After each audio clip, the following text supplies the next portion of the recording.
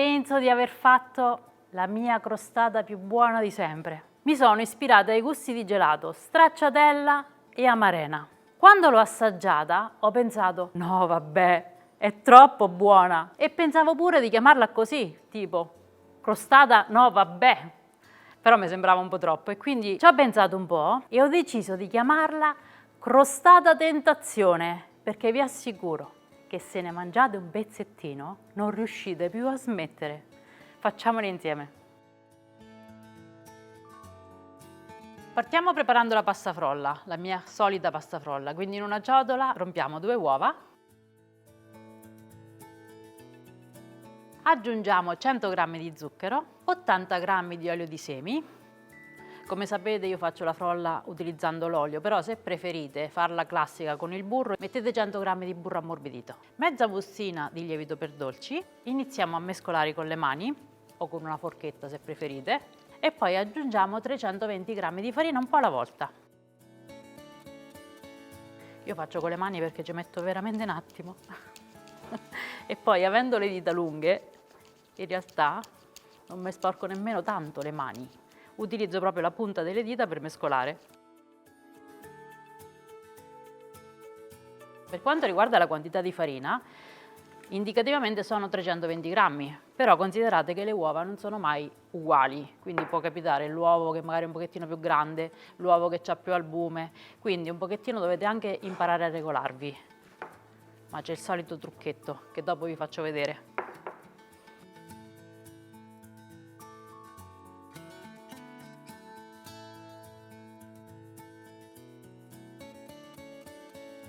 Quando l'impasto diventa più consistente, mi sposto direttamente sul piano.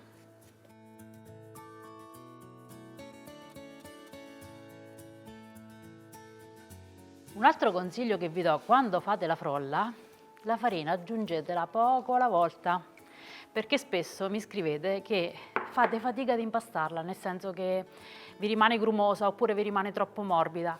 Invece la farina va messa poco alla volta, cioè una volta che l'impasto l'ha assorbita tutta ne aggiungete ancora un po'.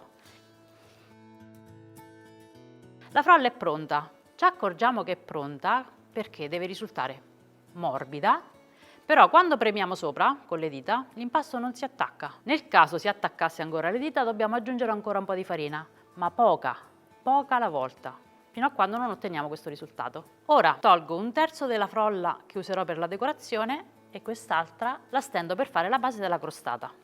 Per stendere la base utilizzo un foglio di carta forno, quindi lo appoggio sul piano, lo infarino per bene, metto un po' di farina anche sopra la frolla e aiutandomi con un mattarello la stendo a formare un disco, spesso circa mezzo centimetro, anche un po' meno.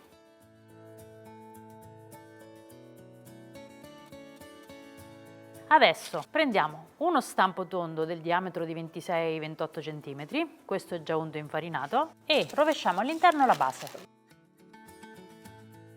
Poi togliamo delicatamente la carta forno. Rifiliamo i bordi, lasciandoli comunque abbastanza alti perché c'è un bel po' di ripieno. E anche l'eccesso lo teniamo da parte per la decorazione. Passiamo al ripieno, che si prepara davvero in un attimo perché basta mescolare 500 g di ricotta con lo zucchero. Ne basta pochissimo, questi sono 40 grammi, perché dopo andremo ad aggiungere anche il cioccolato fondente tritato e le amarene sciroppate che addolciranno ulteriormente il ripieno. Mettiamo lo zucchero e diamo una prima mescolata.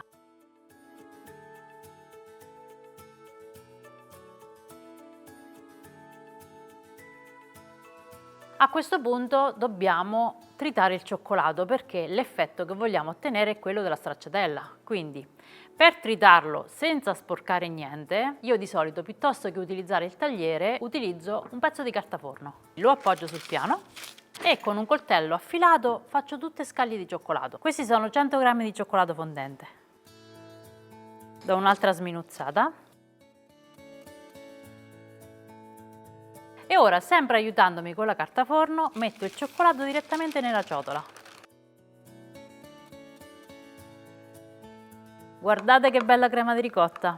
Anche così sarebbe già un dessert perfetto nella sua semplicità. Ricotta, zucchero e scaglie di cioccolato. Ora riprendiamo la base della nostra crostata e versiamo all'interno il ripieno. Livelliamo per bene e aggiungiamo le amarene. Queste sono 150 g di amarene sciroppate già sgocciolate e le distribuiamo sulla superficie mettendole in modo più o meno uniforme.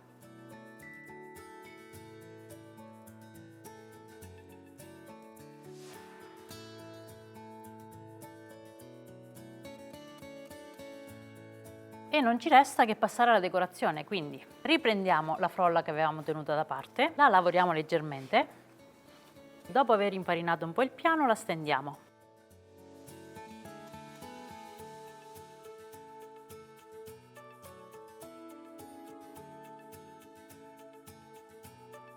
Adesso con una rotella facciamo tutte strisce larghe circa 1 centimetro. Se non avete la rotella potete anche farle direttamente con un coltello. Ora delicatamente sistemo le strisce sopra la crostata.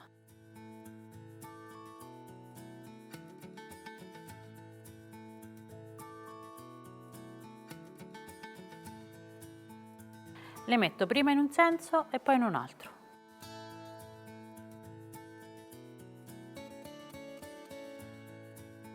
Adesso con una forchetta passo tutto intorno al bordo, in questo modo lo sistemo e sigillo anche le strisce con il resto della crostata. Siamo pronti per infornare e la facciamo cuocere col forno ventilato a 170 gradi per 35 minuti circa. Col forno statico aumentiamo la temperatura di 10 gradi.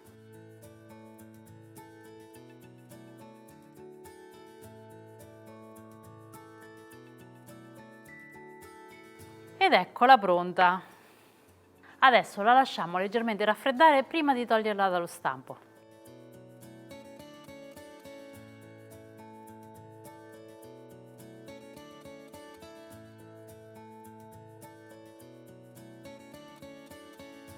E voilà! Una leggera spolverata di zucchero a velo ed è pronta!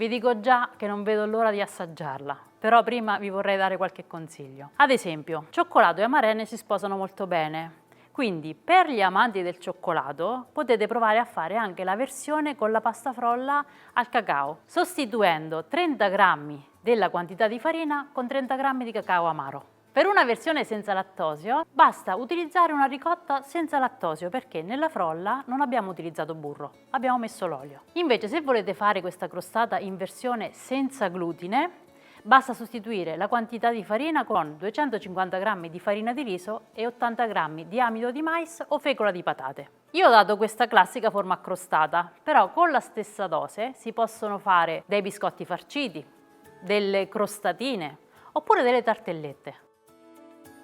Ci siamo, il momento tanto atteso è arrivato, assaggio.